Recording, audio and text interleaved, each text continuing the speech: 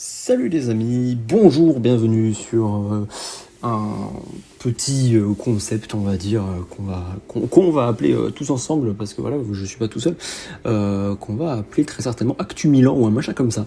La vidéo d'avant, j'avais dit comme quoi il allait y avoir beaucoup, on va dire, de vidéos dans la période à venir. Pour le moment, ce n'est pas le cas, en fait. Non pas que je n'en ai pas envie, ou alors que ça m'intéresse pas, ou alors que j'ai la flemme ou quoi, juste qu'il n'y a pas d'infos. Et c'est quand même assez dramatique au vu de ce qui s'est passé récemment à Milan. On est sur un club qui est en train de tout changer, tout révolutionner. Et en fait, il ne s'est rien passé pendant 2 semaines. Depuis la dernière vidéo, globalement. Et c'est toujours le cas pour le moment, il ne se passe toujours rien. Mais je me dois quand même de vous tenir au courant. Et comme ça sert à rien de consacrer une vidéo de genre 20 minutes sur un sujet un peu à la con, je me suis dit je vais condenser plusieurs petits trucs en même temps sur un petit épisode. Et puis comme ça, voilà, on fera des petites actus comme ça pourrait être sympathique. C'est parti. Premièrement, on va parler évidemment de la situation actuelle. La direction s'en est où ? S'en est nulle part. Tout simplement parce que notre cher Zlatan préfère faire des photos avec le Joker. Et puis il s'est envolé, je crois, pour les États-Unis certainement, parce que je me demande s'il est pas consultant chez Fox News ou un machin comme ça. Je sais plus exactement, mais je crois que il est, de toute manière, il est plus à Milan, ça c'est sûr. Je crois qu'il est parti aux US. Quel est son rôle ? Je ne sais plus exactement, mais en tout cas. Il est pas au taf, et puis de toute manière il y a personne d'autre à part Gary Cardinal. Sinon on n'a plus de PDG, on n'a plus de directeur sportif, on n'a plus de chef des scouts, on n'a plus d'entraîneur, on n'a plus personne en fait, tout simplement. Donc forcément ça n'avance pas. Il se trouve que il y a eu une réunion du coup la semaine passée entre du coup les représentants de Milan et notre cher Rangnick, du coup dont on avait parlé la vidéo précédente, le pélo de l'Autriche, tout simplement. Il y a eu une grosse réunion du coup avec les représentants de Milan et lui, qui justement a demandé que s'il venait à Milan, il faudrait donc qu'il vienne avec toute son équipe et qu'il ait la main, on va dire, sur l'entièreté du projet. Chose qui, moi, on va dire, me convient très bien, parce qu'au moins c'est quelqu'un avec de l'ambition, qui a une bonne équipe, travaille quand même pour la fédération autrichienne, donc ça reste quand même, bon, c'est pas non plus comme s'il travaillait pour l'équipe de France ou je sais pas quoi, c'est l'Autriche.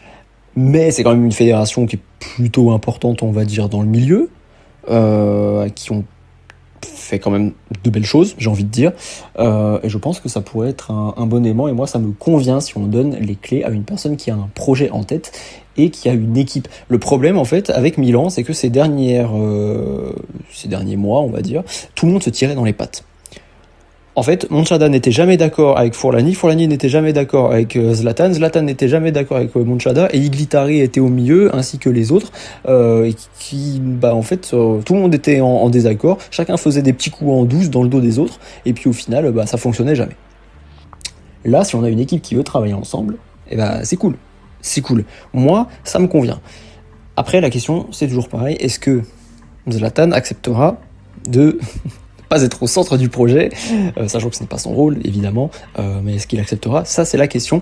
Visiblement, Gary Cardinal privilégierait quand même cette opportunité-là, on va dire, quitte à, on va dire, abîmer ses liens avec Zlatan, pour justement permettre à Milan de reprendre sa splendeur. Si jamais c'est le cas, Cardinal remontera un petit peu dans mon estime, ce sera pas non plus exceptionnel, mais voilà, c'est déjà une bonne chose que le président se rende compte qu'il est président et qu'il a le droit de faire des choses. Voilà, c'est quand même une bonne chose qu'on s'en rende compte maintenant.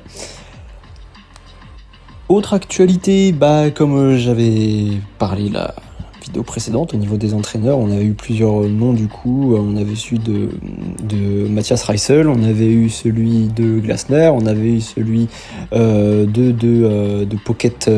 Pochettino, là, machin.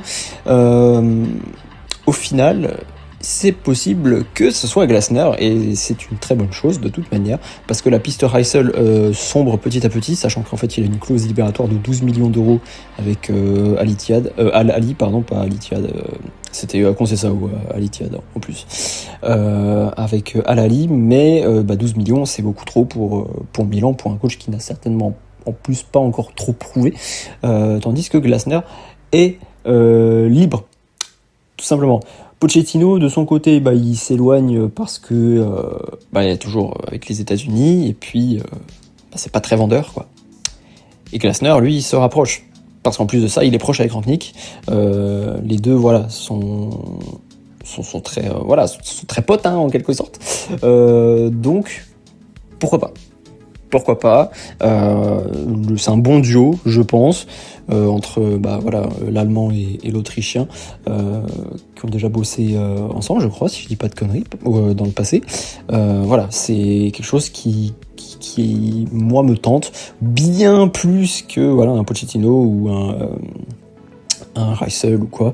Je pense que ça peut faire un bon duo et on peut aller relativement loin. Après, à voir. On joue l'Europa League. Peut-être que Glasner pourra nous ramener l'Europa League. Moi, je veux bien. C'est le seul trophée qui nous manque en plus à notre palmarès. Donc, why not ?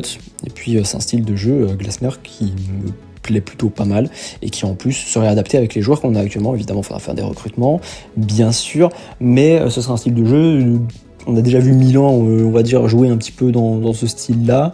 Je pense que ça va pas être un jeu trop dégueu, ça va pas être du 3-5-2, ça va pas mettre le bus derrière. Voilà. On verra, mais ça se présente plutôt pas mal de ce côté-là. Évidemment, il y a eu des discussions ailleurs avec d'autres entraîneurs. On avait dit du coup que la piste Xavi avait disparu parce qu'il voulait reprendre une autre fédération. Iraola a donc signé à Liverpool, donc ça c'est cuit. De toute manière, dès le départ, je n'y croyais pas. C'est pour ça que j'ai rien relayé à ce sujet parce que de toute manière, je n'y croyais pas. On a eu aussi à un moment donné la piste Arne Slot. J'étais un peu mitigé. Je savais pas trop en quoi en penser. J'ai vu du monde sur Twitter qui était intéressé, j'ai vu du monde qui au contraire ne voulait pas. Moi je savais pas trop, j'étais un peu le cul entre deux chaises. Disons que je l'aurais préféré lui à un Pochettino évidemment, ou peut-être même à Reissel. Après, est-ce que je le préfère lui à Glasner ? Je ne sais pas. J'étais vraiment très mitigé. Et de toute manière, la piste a disparu. Donc, problème réglé en quelque sorte. Tout ce qu'il faut retenir globalement, c'est quoi ? C'est que on a dégagé beaucoup de monde, tout le monde concrètement. Il reste plus que 2 clampins et à l'heure actuelle le club n'avance pas.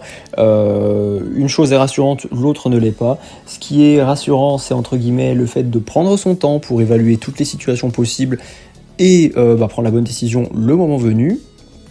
Ce qui n'est pas rassurant, c'est de faire ça une fois qu'on a licencié tout le monde. C'est-à-dire que ce travail-là, normalement, il est censé être fait avant de licencier les gens. C'est-à-dire que tu licencies pas les gens, ensuite dire, ok, il faut que je trouve quelqu'un pour le remplacer. Non, si déjà tu trouves quelqu'un pour le remplacer, ensuite tu dégages. C'est la base, en fait. Concrètement, c'est du bon sens. C'est limite des ressources humaines, le machin. C'est logique. Mais visiblement, cette logique n'existe pas au sein de l'AC Bilan.